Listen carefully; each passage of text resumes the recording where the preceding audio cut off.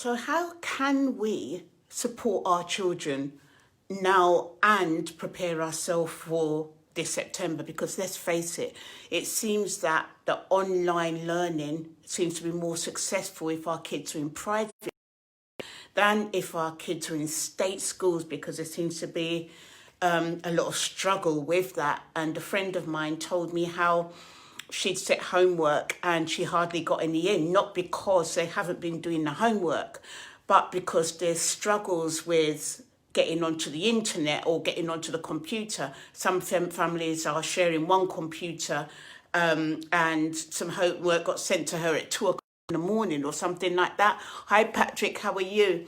And then sometimes, depending on the family, if their parents are on furlough and they're not receiving any income, or not even on furlough, anything, then they won't be able to pay for their internet. So the child will be able to send in the homework, so but it's not getting sent in. Another problem is that 60% of services are actually provided in school. Ours are one of those. So a lot of our kids that we were providing a service to inside the schools, we haven't been able to get hold of them since they've been out of school and at home, even though we've provided telephone services and internet. Some of them have just disappeared. And then speaking with their teachers and saying, well, we need to contact our mentees so we can continue to provide support for them. So we need to prepare for when they come back.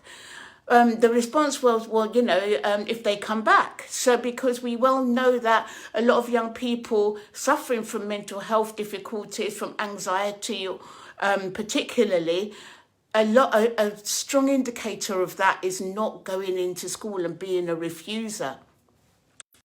Of this video really is talk about some things that we really need to put in place sooner rather than later. So what is it that we can do? We as parents, we need to check out the warning signs. We need to listen out for what the young person is dealing with, especially as very soon there's nothing decided, but we don't know whether year 12s and year 10s are going back into school.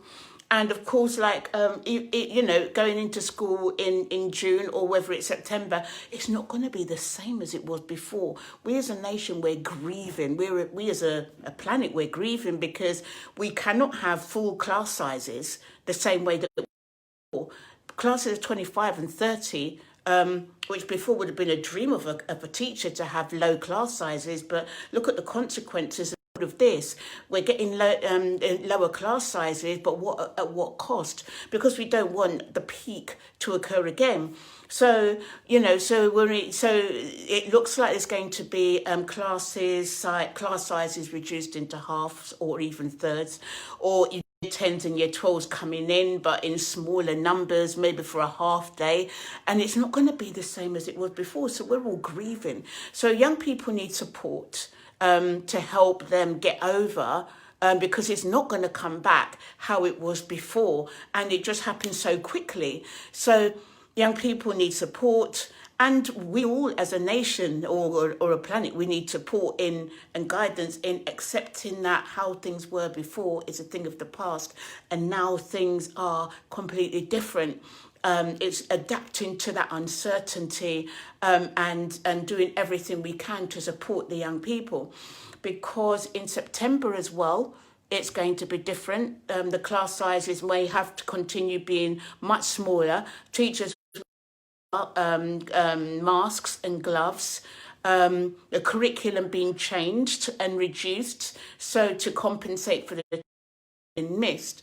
So what as teachers and what we can do as parents is make sure that we're looking at our young people, because even before all of this, young people were having to wait 7 months to 2 years to get help from mental health services, to get help from CAMS.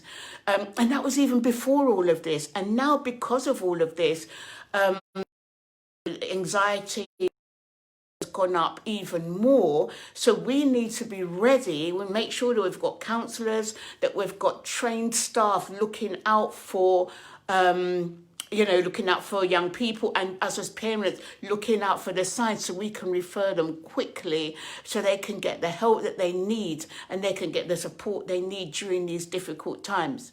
If you are a teacher or you're a parent and you want to seek advice and you want to speak with somebody, get some guidance and support, please do inbox us. Talk and discuss strategies, because we need to prepare our schools for what's going to be happening when kids come back, because most schools have lost, if they haven't lost children, they've lost teachers or they've lost family members. So they'll be grieving because of family members that have died because of the COVID, or even died not because of the COVID, or grieving the lifestyle because things would have changed so much, and also the uncertainty. So we really need to plan for that and put a strategy in place, because before COVID-19 we were struggling and unable to support the young people. Percent of the young people needing support didn't get the support that they so badly needed, and we can't afford to happen. So please, get some training, join us as a mentor, join any organisation, get yourself trained up, because even if you're not in an organisation, you can listen out for and support young people and help them through this. Thank you very much for watching. We'll see you in tomorrow's video.